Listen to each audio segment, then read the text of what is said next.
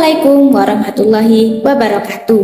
Halo guys, kali ini aku dan teman-teman akan membahas Pancasila.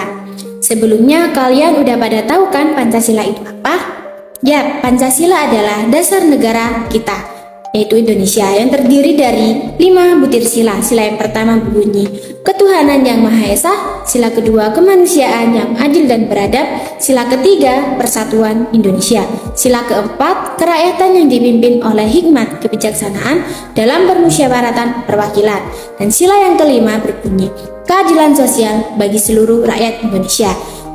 Berbasis pada Pancasila, Indonesia pada masa lalu mampu menghadapi rongrongan atau semacam konflik baik dari internal maupun eksternal. Maka hari ini pula dengan Pancasila kita dapat menyelesaikan segala persoalan bangsa.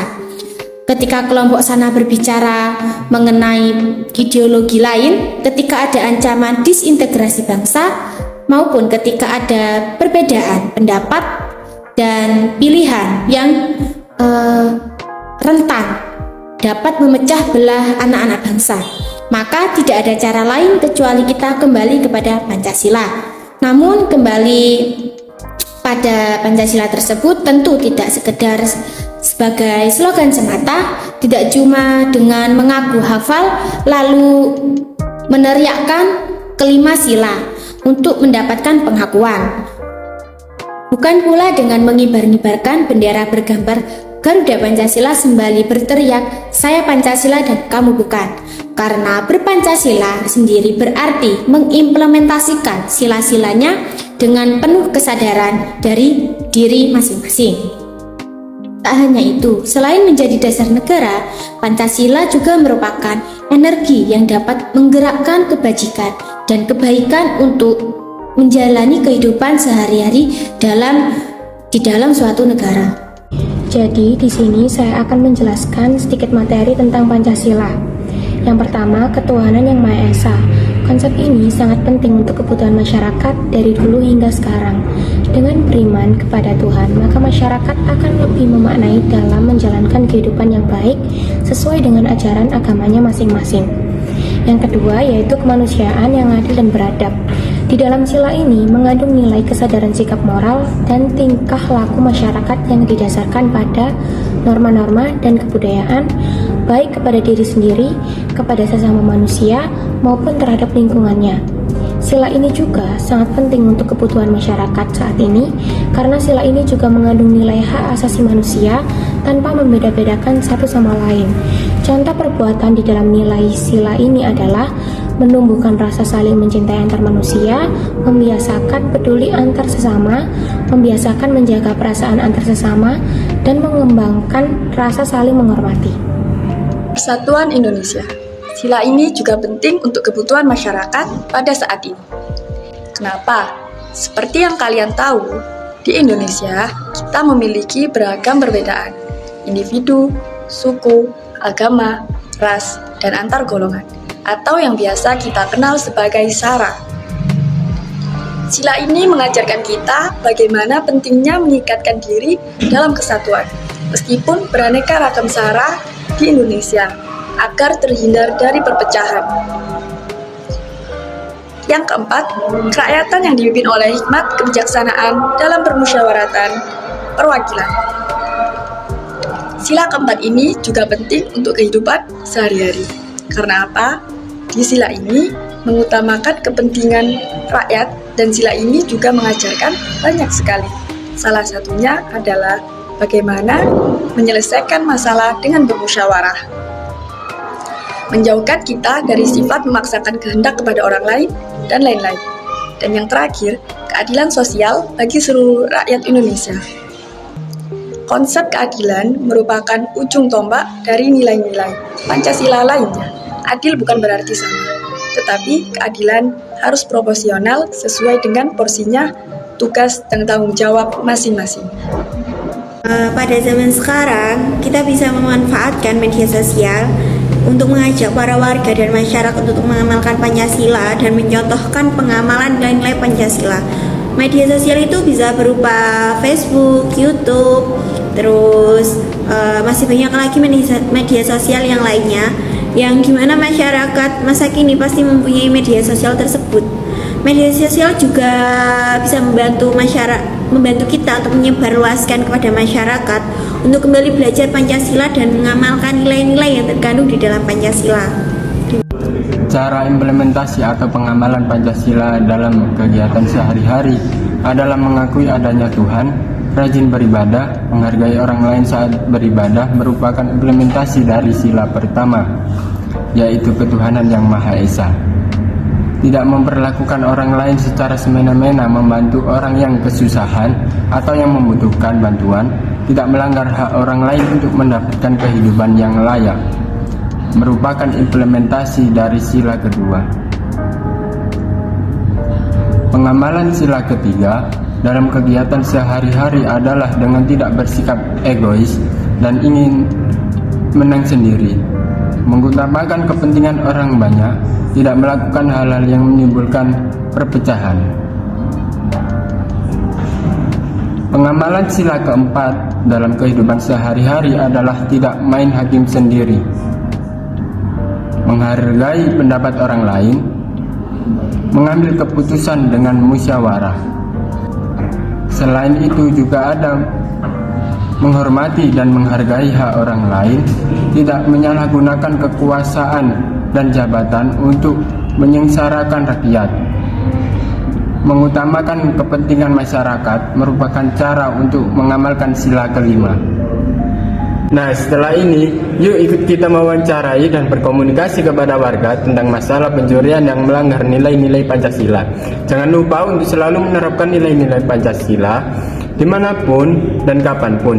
Tidak berada seperti sopan terhadap orang yang lebih tua dan menghargai pendapat orang lain. Kali ini kita akan mewawancarai 3 kriteria warga untuk diwawancarai. Yang pertama, kita akan mewawancarai petugas keamanan. Kenapa?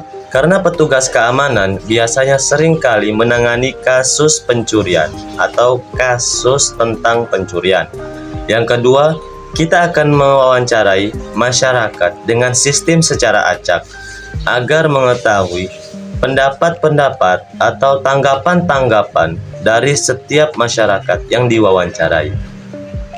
Dan yang ketiga, kita akan mewawancarai masyarakat yang pernah menjadi salah satu korban dari pencurian itu sendiri untuk mengetahui bagaimana cara dia menghadapi saat menangani kejadian tersebut.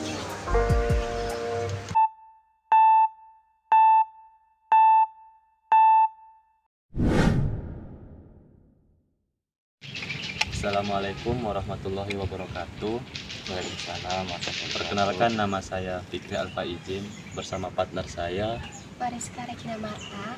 Nah, di sini kami ingin mewawancarai Bapak. Kami dari kampus UINSA Universitas Sunan Ampel Surabaya. Kami di sini bertugas untuk mewawancarai masyarakat mengenai tentang kasus terjadinya pencurian yang ada di masyarakat, baik itu yang dulu dan yang sekarang. Nah, di sini apakah Bapak mempunyai waktu untuk kami wawancarai? Siap. Nah, di sini Pak, kami akan mewawancarai yang itu ada berapa poin yang ingin kami sampaikan.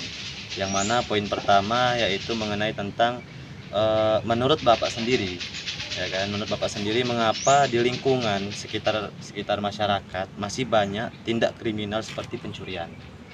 Jadi gini Mas, pencurian itu semua terjadi awal kecerobohan masyarakat sendiri, terutama menaruh kendaraan yang tanpa dikunci ganda. Itu terjadi pencurian itu disebabkan seperti itu, kecerobohan masyarakat sendiri. Itu mungkin berarti terjadinya salah satu pencurian itu disebabkan karena kecerobohan masyarakat, ya betul. Nah, mungkin dari partner saya ada yang mau bertanya. Lalu bagaimana dampak yang dirasakan oleh korban dan masyarakat setelah terjadinya kasus pencurian tersebut, Pak? Pastinya dirugikan karena kendaraan yang dimiliki, kasarnya minta punya satu kendaraan dicuri sekalian, tadi nggak punya, jadi dirugikan. Nah, selanjutnya warga sendiri harus saling menjaga di dampak lingkungan seperti yang terjadi di lingkungan lainnya gitu. Lalu, apakah Bapak tahu tentang upaya pencegahan pencurian yang dilakukan oleh pemerintah atau lembaga terkait? Kita harus dari tiga pilar, yaitu dari kelurahan, kecamatan, kepolisian, sidak, siskampling di wilayah masing-masing, di kelurahan maupun di kecamatan. Itu untuk menanggulangi tindak pencurian di sekitar wilayah. Oke. Di sini apakah menurut Bapak dari kasus pencurian ini apakah melanggar konsep ketuhanan? Pastinya melanggar di ketuhanan yang Maha Esa di pasal di Pancasila sila kedua. Tuh. Terus di sini poin yang selanjutnya, apakah masyarakat sudah ada upaya untuk mengatasi pencurian itu? Selama ini masyarakat belum ada untuk upaya, karena apa? Di lingkungan lain-lainnya itu belum terjadi Mas pencurian, karena masyarakat itu meremehkan pencuri. Akhirnya apa? Menaruh kendaraan maupun barang berharga itu sembrono, sembarangan. Jadi akhirnya apa? Tindak pencurian dan tindak kejahatan pasti dilakukan. Tuh. Iya. Terus Lalu, apakah Bapak memiliki saran atau rencana untuk mengurangi kejadian pencurian di masyarakat? Saran saya, apabila keluar masuk rumah maupun di pertokoan, kita harus mengunci kendaraan itu ganda untuk mengurangi tindak kejahatan pencurian. Terus yang terakhir Pak dari kami, yaitu apa sih faktor utama sehingga seseorang bisa melakukan tindak perbuatan pencurian itu tersebut? Karena ada kesempatan kecerobohan masyarakat itu sendiri menaruh kendaraan bermotor yang bersamaan kunci kontak pada motor. Jadi orang itu nggak mau mencuri karena ada kesempatan, ya pasti dicuri. Berarti yang salah satunya terjadinya pencurian di masyarakat itu disebabkan karena teledornya masyarakat. Terus kalau misalnya Pak dari keamanan masyarakat, apakah sudah ada melakukan tindak perbuatan yang mana kayak melakukan suatu hal atau suatu perbuatan sehingga dari pencuri itu agak trauma untuk melakukan tindak kejahatan lagi, karena dengan sikap dari masyarakat melakukan seperti ini, bahwa ada kekerasan yang dilakukan untuk pencuri apabila dia melakukan pencurian motor ataupun sejenisnya. Kalau untuk upaya masyarakat Mas ya, pelindungan undang-undang itu kan tidak boleh hukum masyarakat, pasti ada hukum yang berlaku.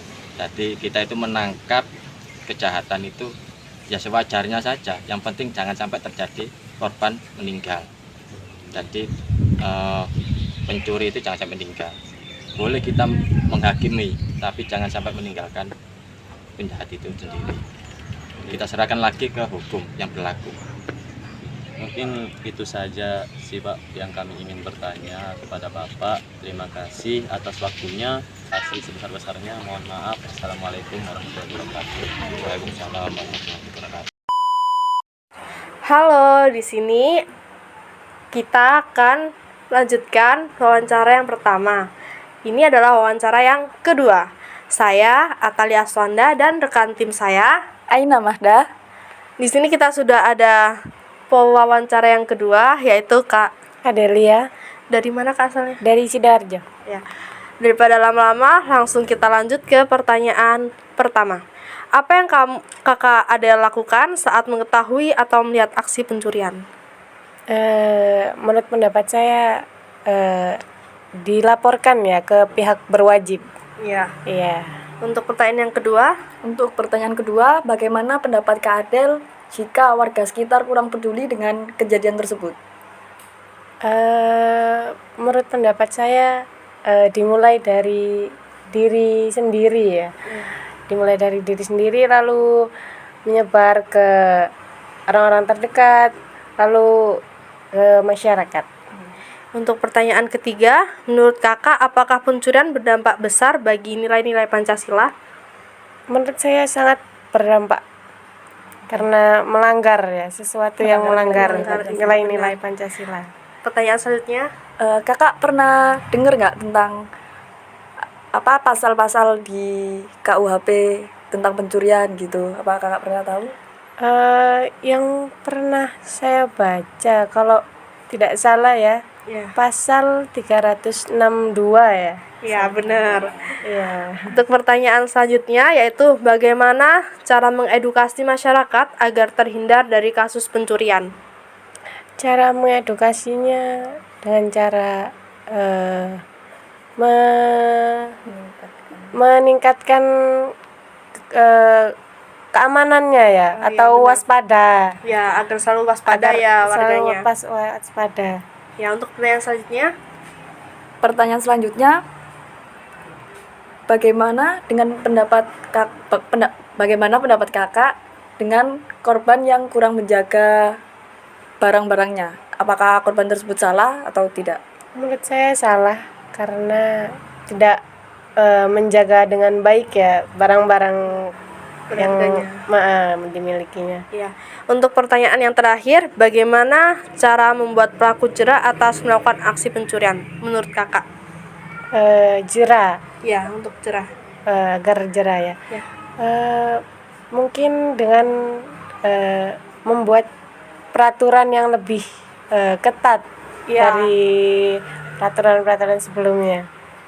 Ya, mari kita akhiri. Wassalamualaikum warahmatullahi wabarakatuh. Halo, perkenalkan nama saya Muhammad Abdillah Kamil dengan rekan saya. Saya Budia Nurrahmah. Di sini saya menghadirkan narasumber atau korban dari kasus pencurian. Bisa diperkenalkan Mas namanya? Nama saya Rahmat Hidayat. Saya berasal dari NTB, Nusa Tenggara Barat. Apakah Anda pernah mengalami kasus pencurian? Untuk kasus pencurian sendiri, saya sempat mengalami beberapa minggu yang lalu. Dalam bentuk apa itu? Untuk barang yang dicuri itu dalam bentuk kendaraan pribadi, yaitu berupa motor. Bagaimana kejadian itu terjadi? Bisakah Anda menceritakannya secara singkat? Untuk kejadiannya itu bertepatan dengan hari Minggu. Ketika Minggu siangnya saya bersama teman saya kembali dari Sidoarjo setelah ada acara. Lalu motor kami parkirkan tepatnya di belakang kami ini, kami parkirkan di sini. Lalu kami tinggalkan masuk ke dalam ke kos untuk beristirahat sampai waktu maghrib. Nah, setelah waktu maghrib, ketika saya ingin pulang kembali ke pondok, ternyata keluar sini melihat motor sudah berlalu.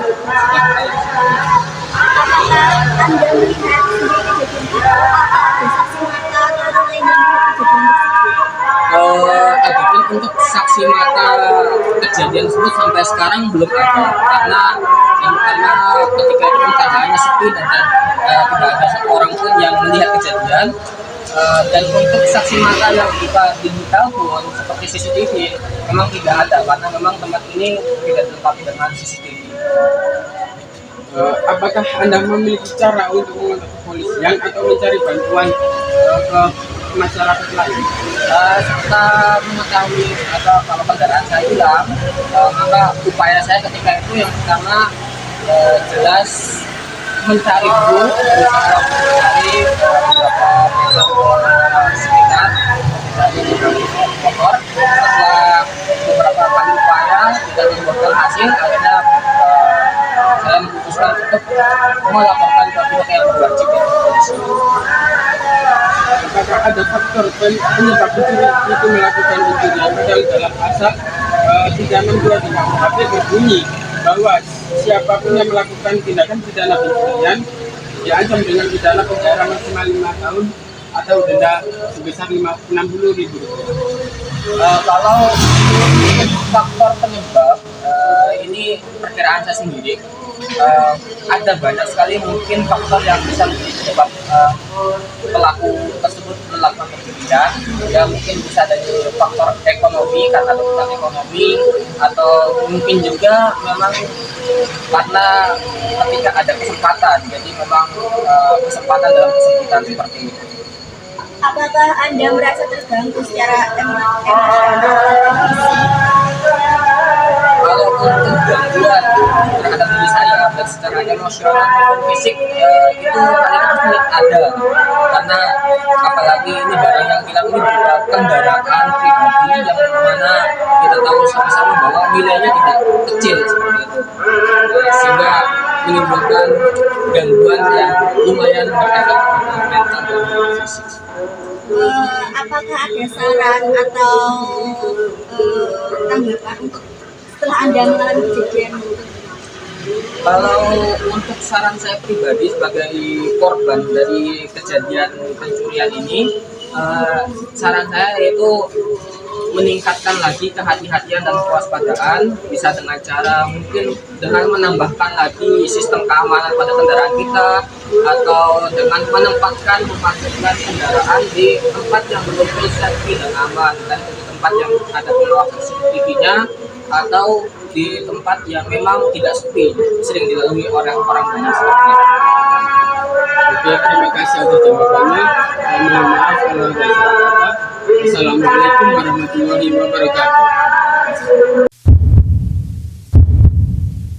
Saya akan menjelaskan kesimpulan dari wawancara pertama kita, yakni bahwa pencurian merupakan suatu tindak kejahatan yang sering terjadi di masyarakat.